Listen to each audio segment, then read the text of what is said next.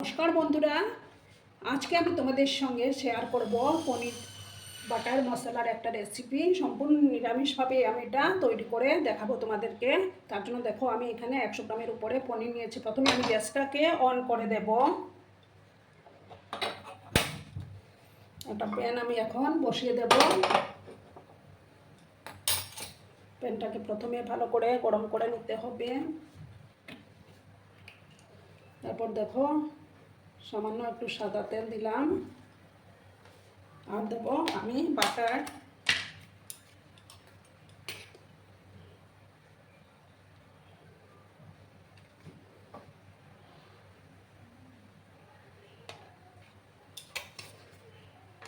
এগুলোকে প্রথমে ভালো করে গরম করে নিতে হবে।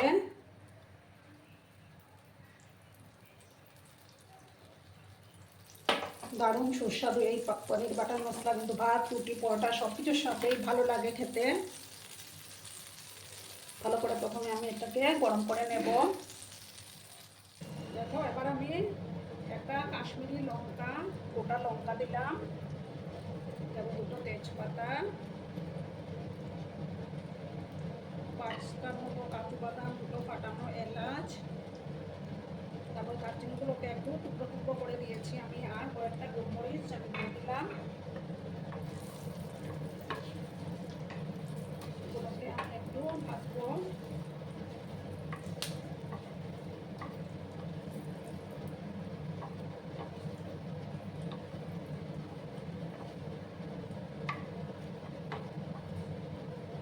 তারপর দেখো, আমি আদা গ্রেট করে রেখেছিলাম 1 চামচের মতো, সেই আদা কুচিটা দিয়ে দিলাম, গ্রেট করা আদাটা।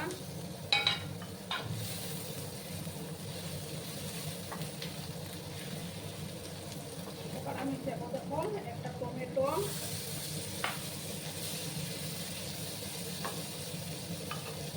আর দেবো সামান্য কাশ্মীরি লঙ্কার গুঁড়ো, ছোটো চামচের, দেখো একদম চামচের ছোটো, আর সামান্য একটু হলুদের গুঁড়ো অ্যাড করবো।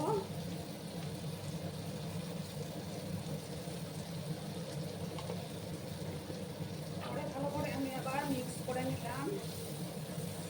সামান্য একটু লবণও আমি অ্যাড করে দেব, তাতে টমেটোটা তাড়াতাড়ি সফট হয়ে যাবে।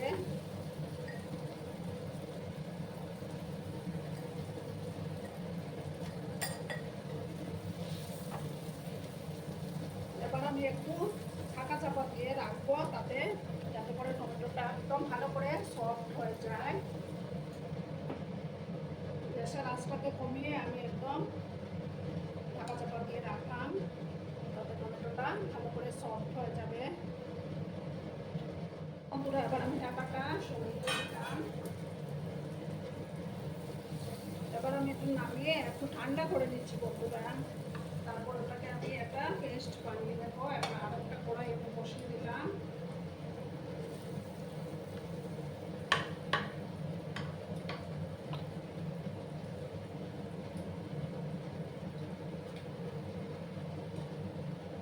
এবার আমি আর একটু বাটার দেবো,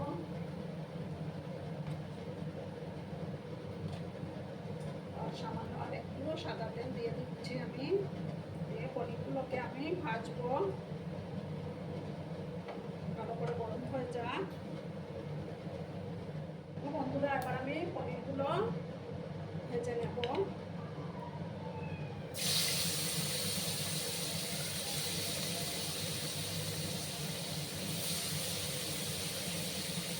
বেশি কড়া করে কিন্তু আমি পনিরগুলো ভাজবো না, হালকা করে ভেজে তারপর আমি নামিয়ে নেব।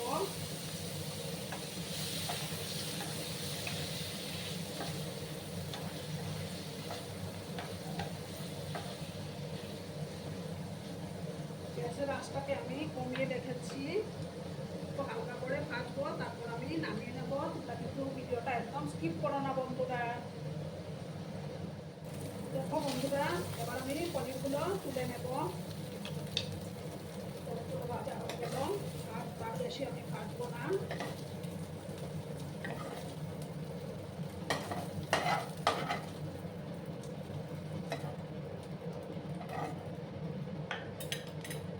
এবার আমি দেখো আর একটু বাটার দেবো।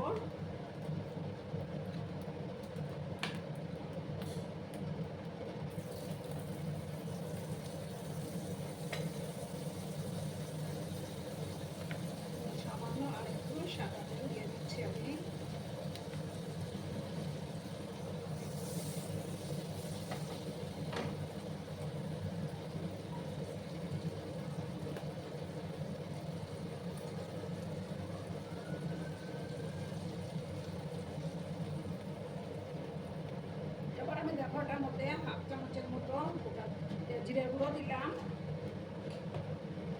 গ্যাসের আঁচটা আমার কমানো আছে।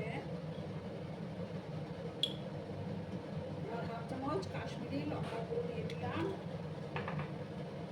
সামান্য একটু জল আমি অ্যাড করছি।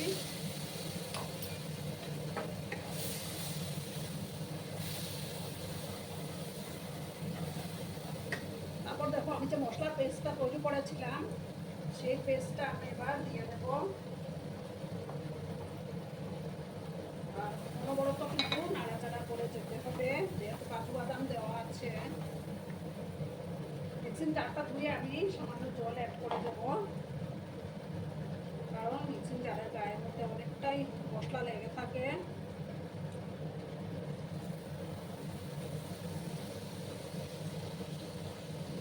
অনবরত কিন্তু নাড়াচাড়া করে যেতে হবে।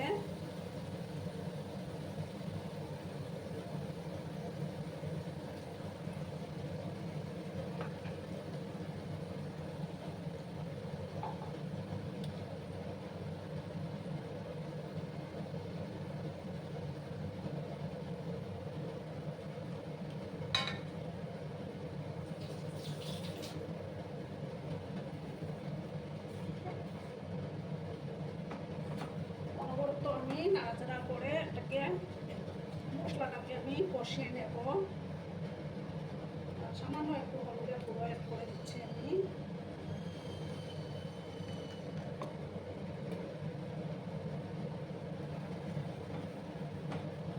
যখন মশলাটা থেকে তেল ছাড়তে শুরু করবে তখন আমি পনিরগুলো দিয়ে দেবো।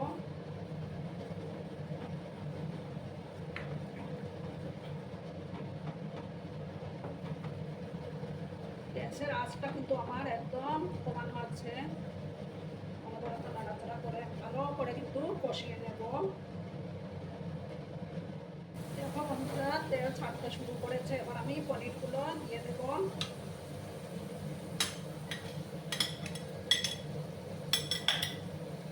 দিয়ে ভালো করে আমি আবার মিক্স করে নিলাম। দারুণ সুন্দর একটা ফ্লেভারও বেরিয়েছে বন্ধুরা মশলাটার থেকে। আর এই রেসিপিটিতে কিন্তু বেশি ঝোল দেওয়া যাবে না, একটু সেমি গ্রেভি টাইপের হবে। এবার আমি পরিমাণ মতো গরম জল দেব।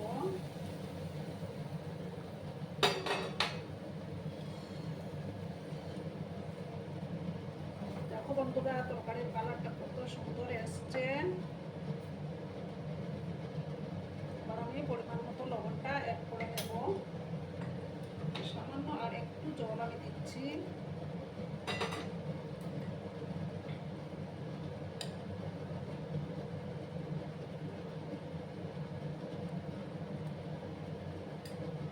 এবার আমি এটার মধ্যে দেবো চিনি দেবো, যেহেতু নিরামিষ তার জন্য চিনি তো দিতেই হবে।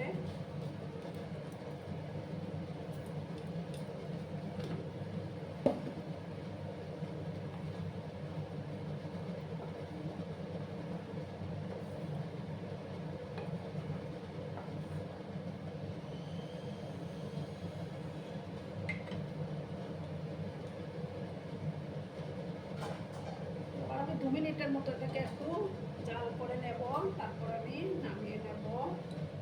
দেখো বন্ধুরা এবার আমি ঢাকাটা সরিয়ে দিলাম। এবার আমি উপর থেকে কিছুটা রোস্টেড কসুরি মেথি দিয়ে দেব।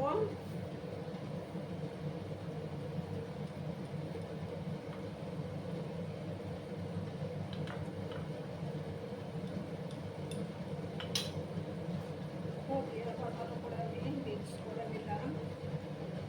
আমার রান্না কিন্তু অলমোস্ট ডান।